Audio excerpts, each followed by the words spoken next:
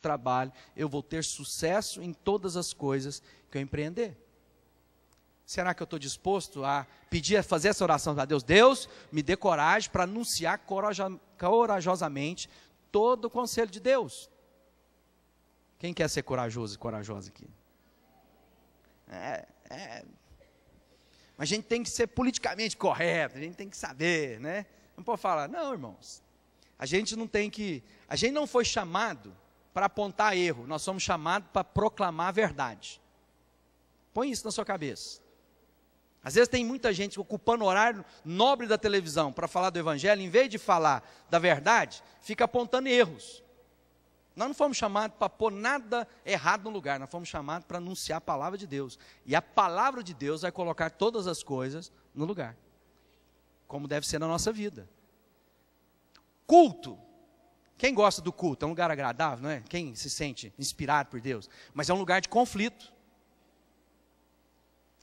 Muita gente não suporta o culto, sabe por quê? Porque todas as vezes que essa palavra é aberta e anunciada, há confronto na minha vida. Há confronto dos meus valores. Como é que eu tratei minha esposa antes de eu chegar aqui no culto? Como é que eu falei com os meus filhos? Como é que eu lidei com o meu dinheiro? Se na hora da oferta eu trouxe a meu dízimo e minha oferta. Há confrontos. Se eu sou verdadeiro, se eu sou íntegro, ou sou apenas um personagem criado, e que ninguém conhece, mas Deus conhece. E todas as vezes que essa palavra é anunciada, há confrontos. É Deus moldando o meu caráter e o seu caráter. Todos nós temos algo que está em reforma.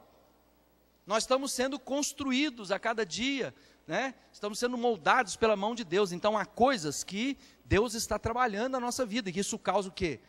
Inquietação muitas vezes.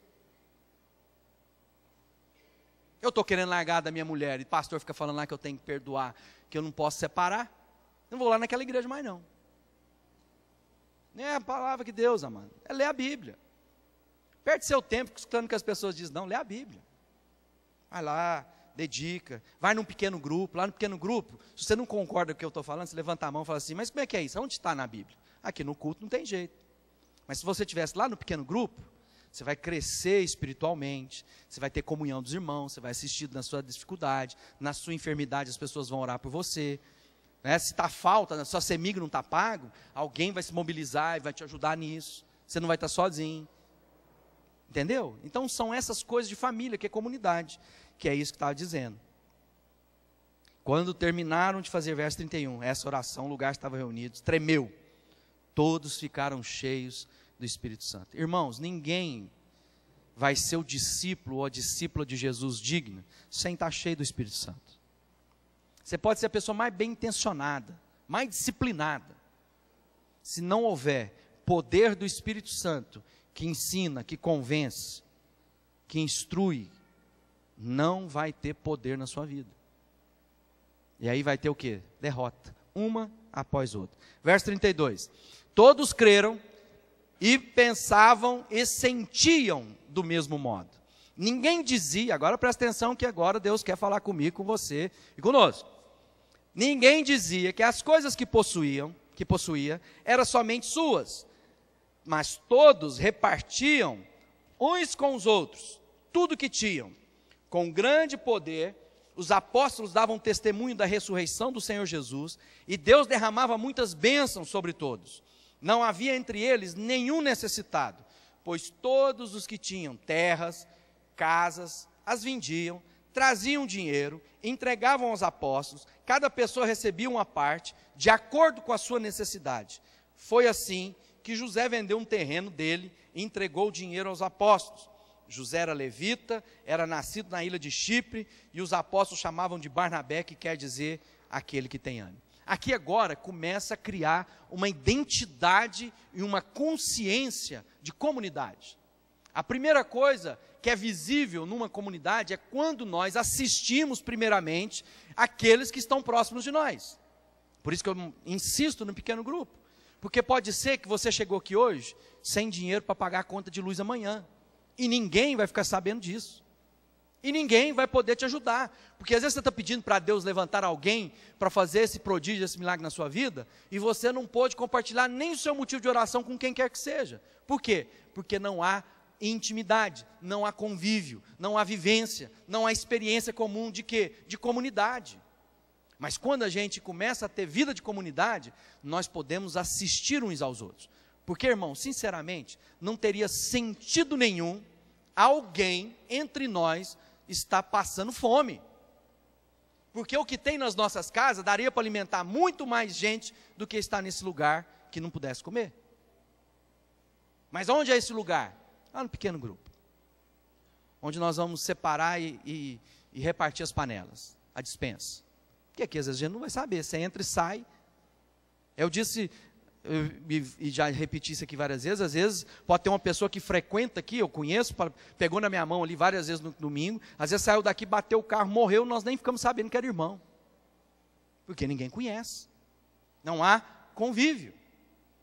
O que ele está dizendo aqui, que houve um momento na vida da igreja, quando eles se reuniam, o povo começou a ter uma consciência de família. A primeira coisa era o quê? A necessidade, as pessoas vendiam as suas propriedades, traziam e entregavam aos pés dos apóstolos. Já pensou que mover? Hoje, quantas vezes as pessoas estão preocupadas, o que as pessoas dizem a respeito de dinheiro? Ó, pastor, cuidado, pastor, você vai falar de dinheiro logo hoje que eu trouxe um convidado, isso pega mal, porque as pessoas ficam ouvindo tantas coisas. Irmãos, há muito lixo, inclusive dentro da igreja.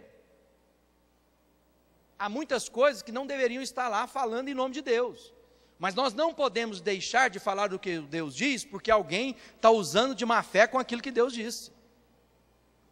Então, é o momento de quê? De entender o que a Bíblia está dizendo. Aquela comunidade está dizendo, ninguém dizia que as coisas que possuía eram somente suas, mas todos repartiram uns com os outros tudo que tinham. Sabe qual que é uma das grandes angústias do cristianismo? Porque o cristianismo deixa de ter o indivíduo, o individualismo. O cristianismo deixa de ser eu, para ser nós. Não tem mais meu pai, é Pai nosso que está nos céus. Não diz respeito apenas a colocar pão na minha casa, diz respeito o pão nosso de cada dia.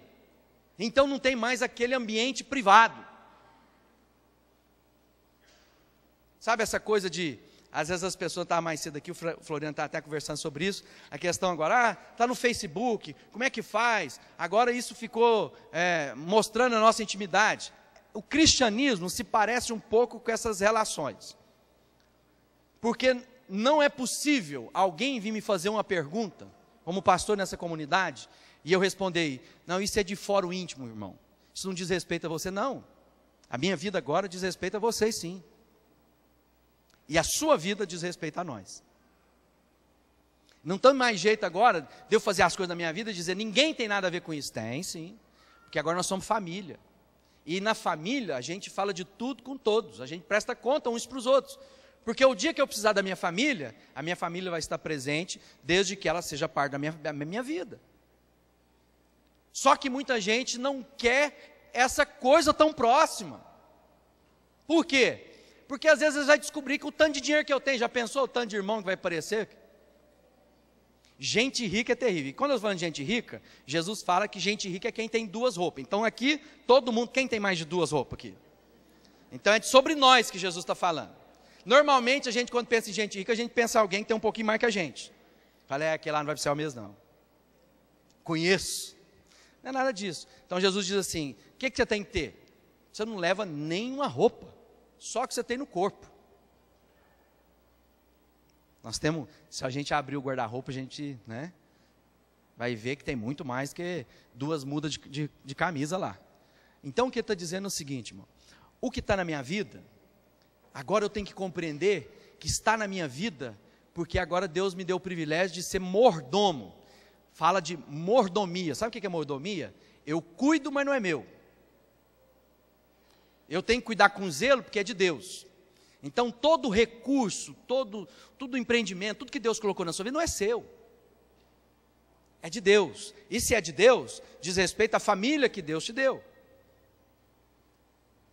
Aí eu encontro alguns irmãos e falo assim, eu nem falo não, porque senão um tanto de gente que às vezes, na hora que está apertado, vem falar comigo, porque eu sei que eu tenho mais recursos. Ó irmão, Vai falar com quem? Quem não tem?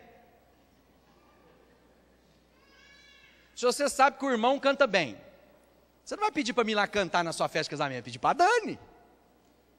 Por quê? Porque é o dom que Deus deu para ela. Entende isso? Cada um vai servir com a porção que Deus colocou na vida de cada um de nós. Quem tem dom de fazer milagres são os que vão operar milagres. O que tem dom de orar pelos enfermos, curar os enfermos, é esse que Deus vai usar. Por aquele que você tem alguém enfermo, você vai pedir, irmão, vem cá na minha casa, vamos orar junto. Quem tem dinheiro, Deus vai pedir para você repartir seu dinheiro. Por quê? Porque agora eu entendo que nada é meu, mas agora tudo é de Deus. Por isso que essa coisa que a gente fica colocando adesivo no carro lá, propriedade do Senhor Jesus, que lá nada mais é do que uma ideia de convencer o ladrão a não pôr a mão no carro dele.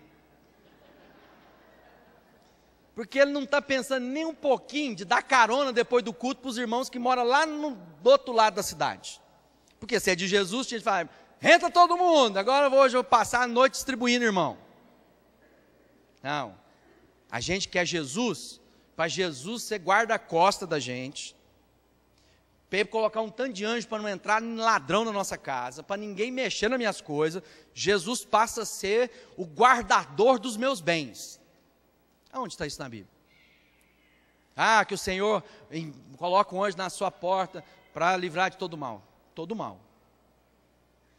Então eu tenho que entender do que Deus está dizendo, para que eu não fique aflito com as coisas que acontecem. É ruim ladrão roubar? É péssimo, a gente acha horrível. Mas a Bíblia diz que ele rouba. Então eu tenho que começar a entender o que Deus quer produzir. Ele diz assim, ninguém dizia, verso 32, que as coisas, ó, que a Bíblia diz, não é o que eu estou dizendo não, você faz a sua interpretação bíblica aí agora. Ninguém dizia que as coisas que possuía eram somente suas, mas todos repartiam uns com os outros tudo que tinham. Tudo, irmão, não é só os bens. Eu tenho dom de cantar, eu vou repartir com os irmãos. Eu tenho dom de ensinar, eu vou ensinar. Eu tenho dom de governar, eu vou ajudar a governar. Eu tenho dom de assistir os mais pobres, é isso que eu vou fazer. Cada um recebeu da parte de Deus algo para servir os demais. Não diz respeito a me servir dos irmãos, mas agora diz respeito de como eu vou servir. Eu estou meditando sobre isso, eu quero preparar uma palavra sobre isso, mas eu vou adiantar um pouquinho. Às vezes a gente faz isso com as pessoas e fazemos o mesmo com Deus. Quantas vezes na nossa relação de amizade, a nossa conta é o que vem do amigo para nós? Vou ficar calado no meu aniversário para ver quem é meu amigo mesmo e me liga. Vai passar raiva do tanto.